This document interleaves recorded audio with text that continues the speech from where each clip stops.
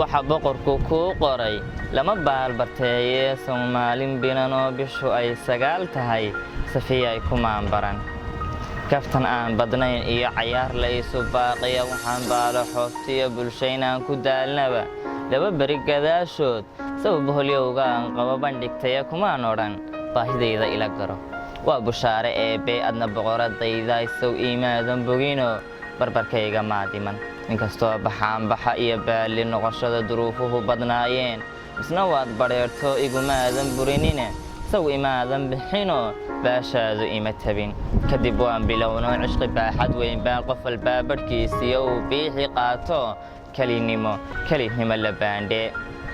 boosaasa wacan iyo adoo bari ku nool baan buurtii darwiishkii anna boodhankaygii bunka kaaga solayo dadku badi ahaantii bilan iigu yeedheen beer u jiifsiya biyo oon tiraayo ma beegsada anfaaciga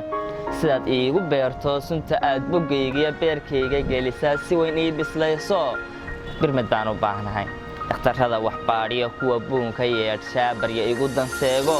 boolaahintoodii ma baaboo jacaylkiiyo waxba bihinba waayo caashiqaagu igu baday saqbadhkiiyo habeenkii bashar kula masaalaa barkin igula seexdo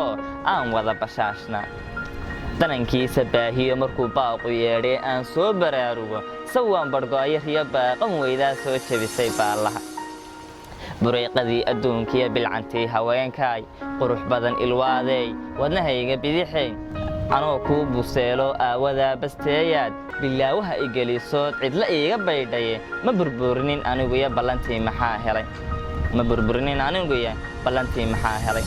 waxaanahay bukaan socod bandhigasho ha joogtee runta beegsigeediyo aan bareeri karinoo fulay kaa baqaayiyo addoonkaagii baanahay